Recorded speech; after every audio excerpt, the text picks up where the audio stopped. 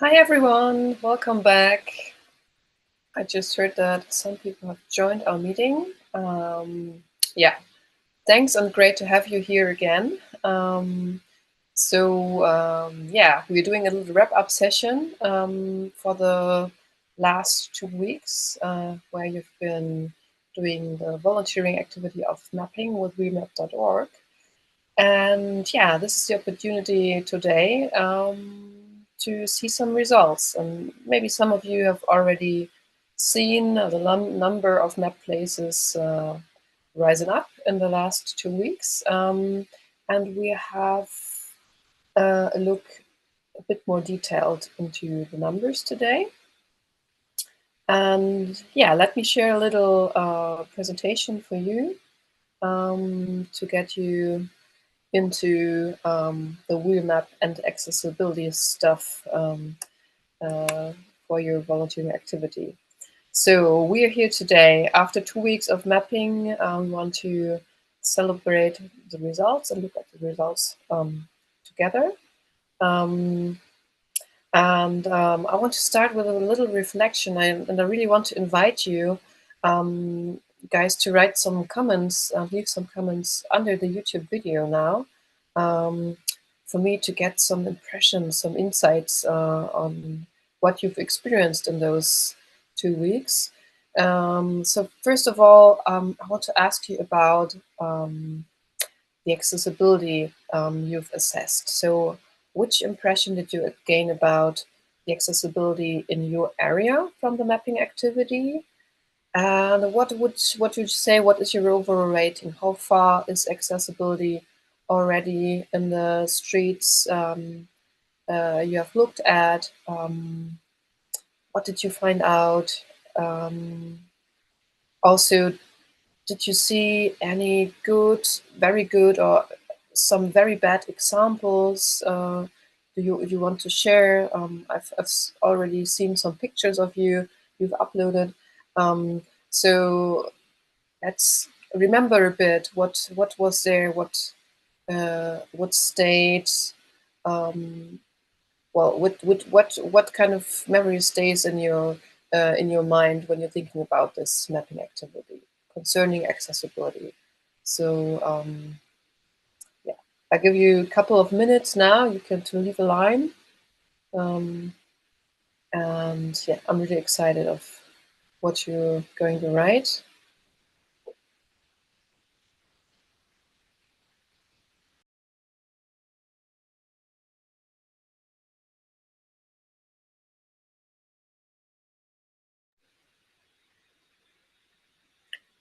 And of course, normally we're doing this little reflection session in a discussion. Yeah, and the technical setup is a bit difficult for that. So normally you would just open your mic and share your thoughts. Today we can only work with this comment function.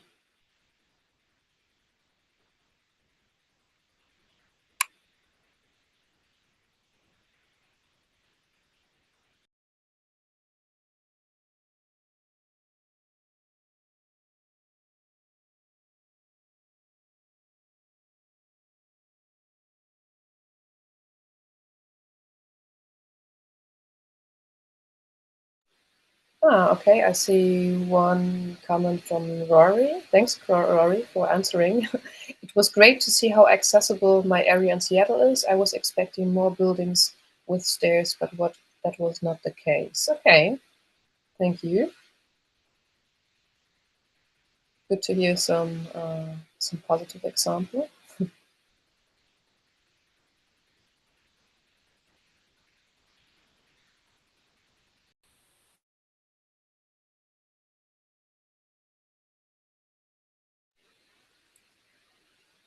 Maybe also while you're still thinking and reflecting, picking up also on what Rory just said, I scrolled a bit the pics you've uploaded, and I want to show you some of the examples you've assessed, you've examined. So we had a mapping activity in Europe and in the US and Canada. And here are some examples of European pictures that were uploaded in the last couple of days. Yeah, well, what you see here is, of course, in Europe, there are a lot of more old buildings, a lot of more like marketplaces, and also a lot of steps. You can also see like this church entry with a gravel surface, which of course is quite difficult for people using a wheelchair. Well, there's no step, but but still, it's quite hard to move along. Of course, some nice but old doors with steps in front.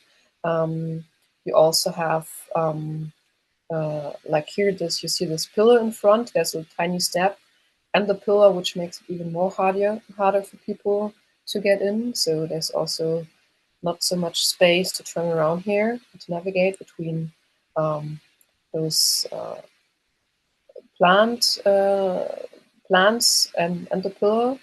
So this might be hard. But what you can also see here is like little solutions that were found to deal with the barriers. And you see here, like this is even one wheelchair ramp that we produce. We distribute these ramps a lot in Germany or in the German-speaking parts of Europe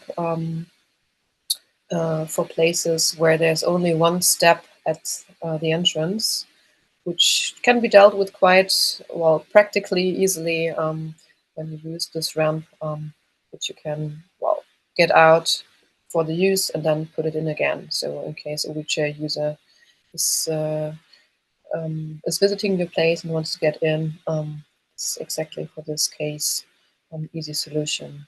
And here's another one. So this is like the technical solution for giving an alternative for the steps which are there, which I think it's also could be also a church or castle building, which is old and which cannot be the ramps are sometimes hard to install for this kind of buildings. There's another one, and yeah, of course, I also wanted to give you one pic of a good toilet solution here in the left corner. So this is an example of a toilet which is quite good to use for wheelchair users because you've got space on the right and the left of the toilet. You've got those handlebars. You've even got a sink where you can get under with a wheelchair. So for you to have some good and some bad examples next to each other. And well, in contrast to that, when you look at some pics from the United States, I think these are all pictures from some Chicago people who uploaded a lot in the last days. So you see quite some different picture here. So you've got smooth surfaces, accessibility, which was really thought of in the design of the pathways of the plazas, good ramp solutions with a lot of space. And this is quite typical, seeing the contrast of the United States and Europe, where accessibility has been an issue already since the 1980s. Really moving forward together with the Disability Rights Act, which also obliged not only the public sector but also basically the private sector to build shops and all the other institutional buildings in an accessible way. So this is quite the difference you see here. Still, there are also some, not so accessible solutions also also here. So you also still have some steps in front of pubs and restaurants at some spots. And this ramp here for entering the boat, it was at least it was rated as partially wheelchair accessible. So there might be some difficult spots um, to really walk along the whole ramp, to roll along the whole ramp without any barriers. Yeah, so that's for some good and some bad examples. Rory was sharing, I did find a trend of corner stores, small markets that all seems to have stairs with no ramps. Yeah, sometimes, especially those little stores, maybe also off-license shops. Well, also in the US, you will find them for sure. So, but yeah, maybe if you go there again, Rory, maybe you could just share the idea of those mobile ramps and see how they react. And maybe this could also be a solution for them. So then there's reflection part 2, and this is concerning more like the interactions, the encounters you had with people during your mapping tour. I want to invite you also here for a little bit of sharing with the question: how did people in the streets or staff members in the shop you've encountered react to your mapping activity?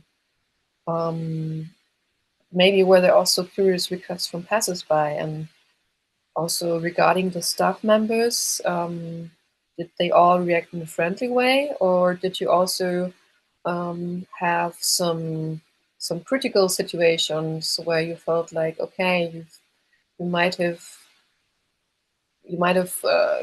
maybe caught them in their weak spot. So mostly when you bring the topic to accessibility in buildings where obviously accessibility is not really thought of till the end, that people can also become a bit unfriendlier. So yeah, let's hear some sharing from you. Also, and invite you here again to write a comment, to leave a comment.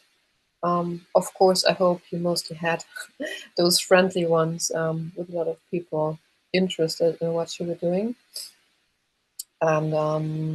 And well, this is the second part of the mapping, which is also quite important and quite helpful, and which makes also a great deal of the magic of the mapping, that you get in touch with people about accessibility. What I've also told in the intro session was, talking about accessibility is to strangers, kind of, also makes the magic of the Wheelmap as a campaign. And yeah, I'm really interested what you were encountering.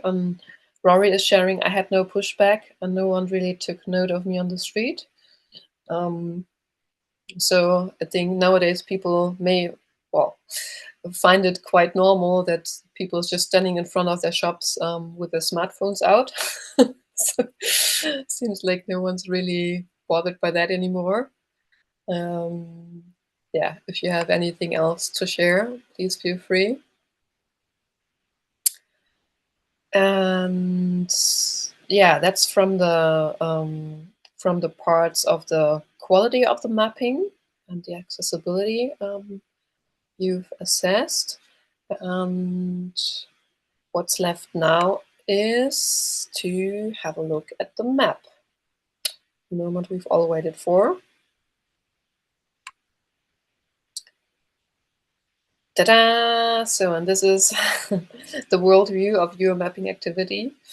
So what we see on first sight is that a lot more people have joined from the United States on the East Coast and on the West Coast. There was relatively few mapping activity in Europe, some in India, and 2 entries we have in Australia. So that's the global viewpoint here. Now I want to zoom in a bit more to the American parts. So, and then the little bubbles split up even more, and we can see some activity near Colombia.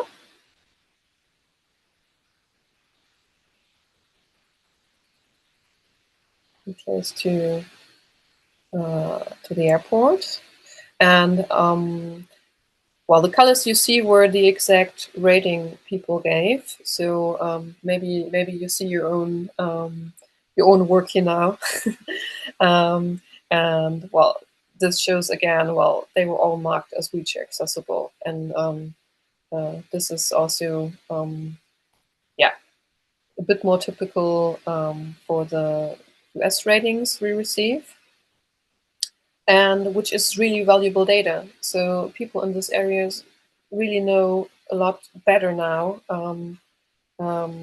where they can go with a wheelchair. So this is really great. I want to scroll a bit more to activities we had other parts. So there's some new edits in Ohio and some in Indiana. Let's go to the Indiana part. It seems like 2 or 3 places people went to. Also a lot of green. A lot of cool places more, hopefully, for wheelchair users to go to. Also really great. And then there is also a big part on the West Coast here. Scrolling in. So close to San Francisco.